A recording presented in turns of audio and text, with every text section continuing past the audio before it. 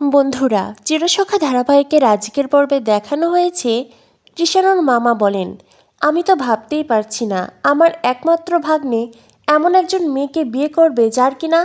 তখনই কৃষাণু বলে, প্লিজ মামা প্লিজ, তুমি থেমে যাও, বাকি কথা আর সম্পন্ন করতে হবে না। তখনই কৃষাণুর মামি বলে, আরে তোর মামা যেই কথাটা বলতে চাইছেন সেটা তো শুনবি। কৃষাণু বলে, কি আর শুনবো, মামা যেটা বলবেন সেটা এখানকার সবাই বুঝতে পারছে। কৃষাণুর মামা বলেন, আমি যেই কথাটা বলতে চাইছি সেই কথাটা আমাকে সম্পন্ন করতে দে। হয়তোবা তুই আমার কথাটা বুঝতে পারছিস, বাকি আর যারা আছে তাদেরও তো জানা উচিত। দেখ, আমি এটাই বলতে চাইছি যে আমার একমাত্র ভাগ্নে এমন একজন মেয়েকে বিয়ে করবে যার কিনা এতটা সাহস। এটা শুনে কমলিনীর পরিবারের সবার মুখে হাসি ফুটে ওঠে। মিঠি সেও যেন একটা অন্যরকম স্বস্তি পায়। কৃষাণুর মামা বলেন, যেই মেয়ে কিনা সকলের সামনে দাঁড়িয়ে সৎ সাহসের সাথে তার জীবনে ঘটে যাওয়া এমন ভয়ঙ্কর দুর্ঘটনার কথা বলতে পারে, সেই মেয়ের যে কতটা সাহস আছে সেটা বুঝতে পারছি। খুব ভালো লেগেছে মিঠিমাকে। কথা শুনে মিঠিও খুব খুশি। তখনই কৃষাণুর জামাইবাবু বলে, কিন্তু আমার একটা দ্বিধা আছে। কৃষাণুর মা বলেন, আমি তো আগেই বলেছি বাবা, এই বিয়েতে যার আপত্তি থাকবে সেই বিয়েতে থাকবে না, কিন্তু এই বিয়েটা হবেই। মিঠি আমার ছেলের বউ হয়ে যাবে। তখনই কৃষাণুর জামাইবাবু বলে, কিন্তু আমার মনে যে দ্বিধা আছে সেটা তো আমি বলতে চাই। কৃষাণু বলে, হ্যাঁ বলো, তুমি কি বলতে চাও খোলাখুলি বলো, তোমার মনের দ্বিধার কথাও আমরা জানতে চাই। তখনই কৃষাণুর বাবা বলেন, ওর মনে দ্বিধা আছে এটাই তো অনেক বড় কিছু, খোলাখুলি আর বলার কি দরকার। দেখো, এই বিয়েতে যদি থাকতে না চাও তো থাকবে না। তখনই কৃষাণুর জামাইবাবু কৃষাণুর দিদিকে বলে, দেখলে তো তোমার বাবা আমাকে কি করে অপমান করছে। কৃষাণুর দিদি বলে, তা অপমান করবে না, তুমি বা এইভাবে কথাটা বলছো কেন? তাছাড়া এই বিয়েতে তোমার এত কিসের আপত্তি শুনি? তখনই কৃষাণুর জামাইবাবু বলে, না মানে আমার কথা তো তোমরা কেউ শুনছই না। কৃষাণু বলে, তুমি যা বলতে চাইছো সবাই সেটা বুঝতে পারছে জামাইবাবু। কৃষাণুর জামাইবাবু বলে, এখানে অতটাও ইন্টেলিজেন্ট মানুষ নেই যে আমার কথাটা বুঝতে পারছে, তোমরা কেউই বুঝতে পারছো না। তবে আমি আমার কথাটা বলি, দেখো, আমার মনে এইটাই দ্বিধা যে মিঠি কি নিজেকে অপরাধী ভাবছে কি না। মিঠি যদি নিজেকে অপরাধী ভাবে, মিঠি যদি মনে করে সমাজে সে 8-10টা মেয়ের মতন স্বাভাবিকভাবে বাঁচতে পারবে না, তাকে মাথা নিচু করে বাঁচতে হবে এবং মনে সেই দ্বিধা সংশয় নিয়েই সে বাঁচে, তবে আমি এই বিয়েতে থাকছি না। কিন্তু যদি তার বিপরীত হয় তবে আমি এই বিয়েতে থাকবো। আমি তো সেটাই বলতে চাইছিলাম। তোমরা না আমার পুরো কথা না শুনেই আমাকে ভুল বুঝলে। আরে আমি যখন একটা কথা বলতে চাইছি, আগে আমার কথাটা সম্পন্ন করতে দেবে তো নাকি? তখনই কৃষাণুর দিদি বলে, কি আর করব, তুমি এমনভাবে দ্বিধা বললে। তখনই তো সবাই রেগে গেল। কৃষাণুর জামাইবাবু বলে, সবাই না হয় আমাকে ভুল বুঝলো, তুমি তো আমার বউ, তুমি কি আমাকে বোঝো না নাকি? হ্যাঁ, কি সংসার করছি রে বাবা, কথাই আছে, জন জামাই ভাগ্নে তিন নয় আপনা, আজ তো সেটাই বুঝলাম। তখনই অয়নদীপ বলে, আমিও তো এবারই জামাই, আমি বলছি এরা কেউ আমাদের মনের দুঃখ বুঝবে না, কেউ নয়, তাই বলছি আপনিও আমার দলে চলে আসুন। অয়নদীপের কথা শুনে সবাই হাসতে থাকে। তখনই কৃষাণুর জামাইবাবু বলে, তবে আমার একটা প্রশ্ন আছে। দেখো, আমরা তো এখানে মেয়েকে দেখতে এসেছি, মেয়ে কেমন সেটা যাচাই করতে এসেছি, তো মেয়ের আমাদের পছন্দ হলে কিনা সেটাও তো আমাদের জানতে হবে।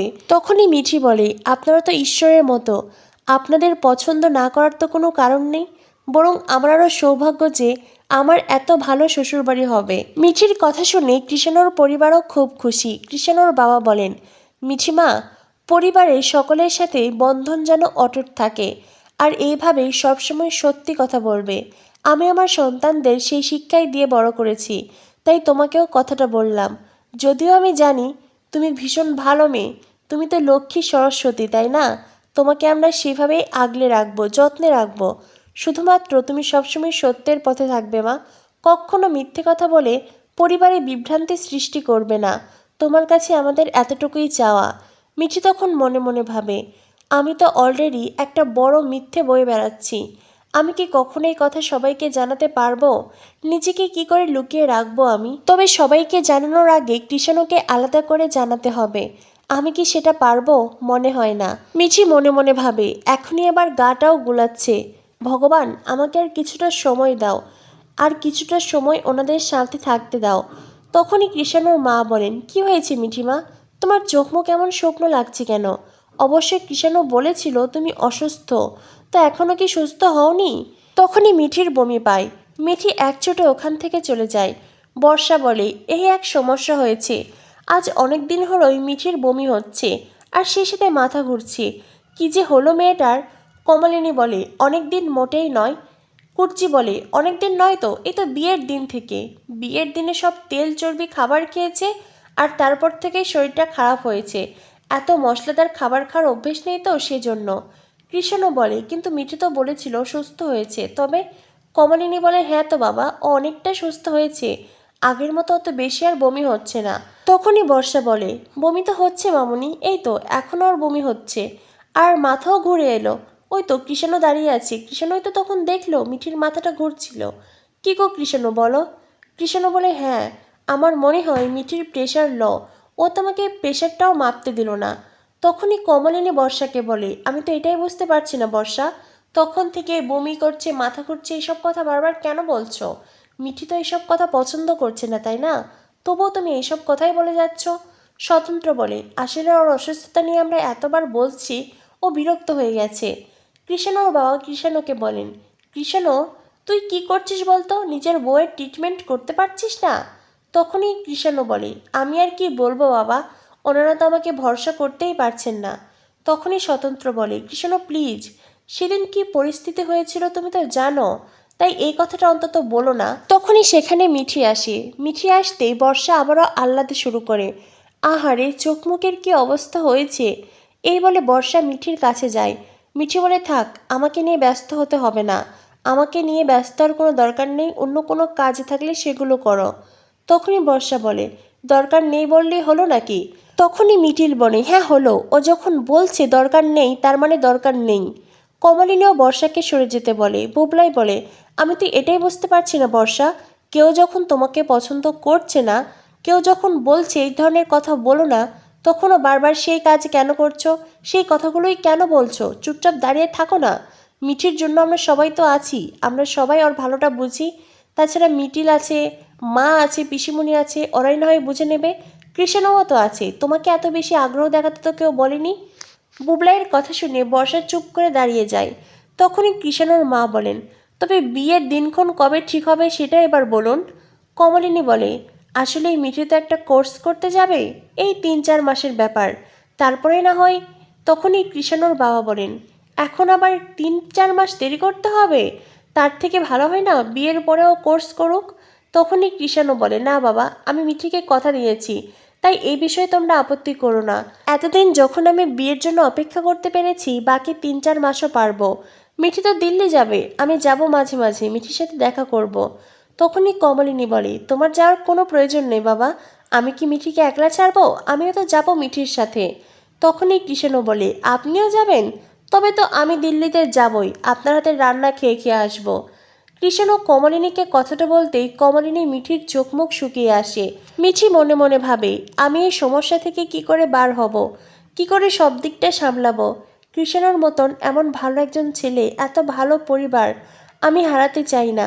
আমি কৃষাণুকে ছাড়া বাকি জীবন কাটাতে পারবো না। আমি কৃষাণুর সাথে আমার ভবিষ্যৎ কাটাতে চাই। এরপর দেখানো হয়, দৃশ্য বদলায়।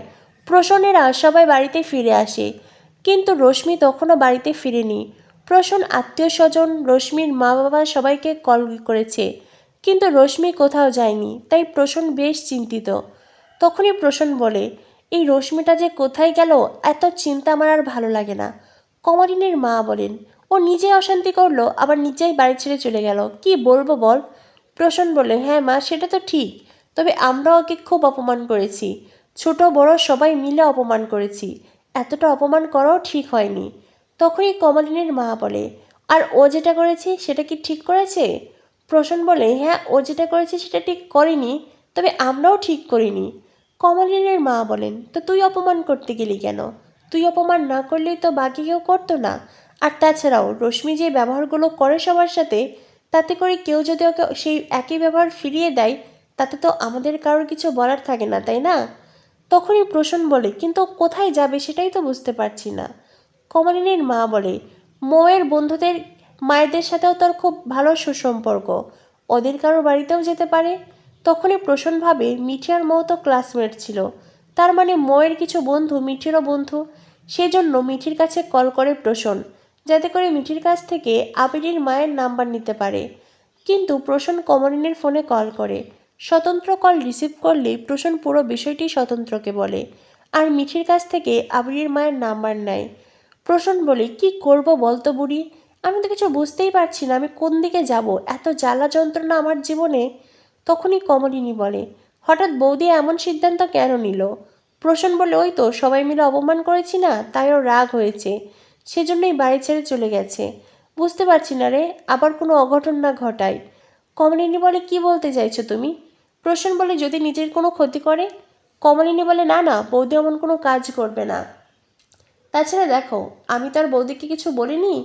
ছেলে মেয়েদের অপমান করেছে বৌদি, তাই ছেলে মেয়েরাও তার প্রতিবাদ করেছে। তাছাড়া বৌদিও তো পরিকল্পিতভাবে মিঠির হবু শ্বশুরবাড়ির সকলের সামনে ওই ধরনের কথা বলছিল, তাই না? সেটা তো সবাই ভালোভাবে নেয়নি। বৌদি চাইছিল যাতে আমার মেয়ের বিয়েটা ক্যান্সেল হয়ে যায়। এটা নিশ্চয়ই তুই বুঝতে পারছিস দাদা। ঠিক আছে নে, বৌদি এলে আমাকে ফোন করে জানাস। প্রসন্ন বলে, ঠিক আছে বুড়ি, আমি তোকে জানাবো। তো বন্ধুরা বুঝতেই পারছো, একদিকে কৃষাণু যে কিনা মিঠির সাথে দিল্লি যেতে চাইছে, মিঠি এ অবস্থায় নিজেকে কি করে হাইড করে রাখবে। অন্যদিকে রশ্মি বাড়িতে ফিরেনি, তবে কি রশ্মি অনন্যার বাড়িতে গিয়ে বসে আছে, নাকি অন্য কোথাও গেল? কি হতে চলেছে চিরসখা ধারাবাহিকে? চিরসখা ধারাবাহিকের পরবর্তী আপডেট পেতে আমাদের সাথেই থেকো। ধন্যবাদ সবাইকে।